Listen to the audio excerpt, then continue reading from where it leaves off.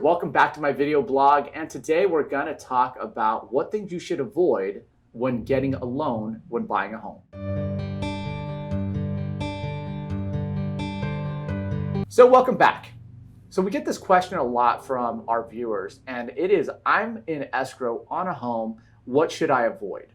Well, the number one thing to avoid is actually making any large purchases. Sure, you're in escrow to buy a home, and it's an exciting time. You want to go furniture shopping, you want to go ahead and then think of, new appliances, and also, you might be thinking about getting a new car for that brand new 2-car garage in your new home. Sounds exciting, right? Well, the truth is that if your debt to income ratio actually changes, your ability to obtain financing might be severely handicapped, and you can no longer actually afford the home.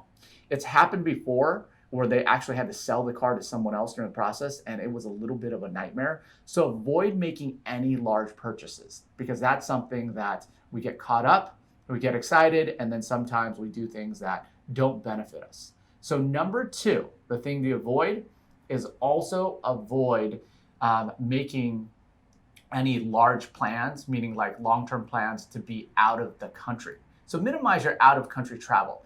And the reason is that during the process, there are going to be a number of documents that you're going to have to get notarized. And if you are out of the country, then you actually have to go to the embassy to get them notarized, which might be basically an adventure that you're not ready for. It's happened to a number of our clients. So we try to remind everyone up front, if you have something planned for that, Italy trip for like the last decade, you just want to minimize, how you plan ahead and actually come up with something that makes sense. So just minimize that out-of-country travel as much as possible. Now, the last item is that when you're buying a house, you're aggregating all the money you have, and you're like, let me just put it all in one account, like taking all the change like out of your pockets, out of your couch cushions, out of your car, and then putting them in one place. And you want to aggregate all that.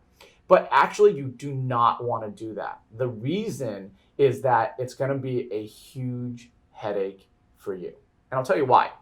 All of your documents and all your bank statements have to be reviewed by an underwriter at the lender. And when they actually do that, they have to track any large deposits and funds. So if you deposit all of your checks that you've gotten from your grandma for your birthdays from the last 5 years, and it is a certain amount, you're going to have to document all of those items, and it can be a real headache. It's almost like an IRS audit, but not as intensive.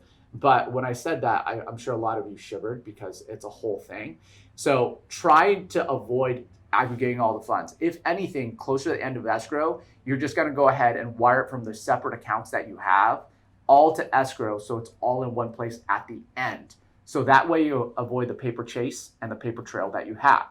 So those are the 3 things to avoid when obtaining financing. Basically, any large purchases, also minimizing out-of-state travel, and aggregating the funds while you're actually in the process. So if you have any questions on lending, because that actually was my background before, let me know and we can get you all ready so that you can be making good decisions as you continue forward. Let me know if you need anything in the meantime. Looking forward to helping you. It's Alex here.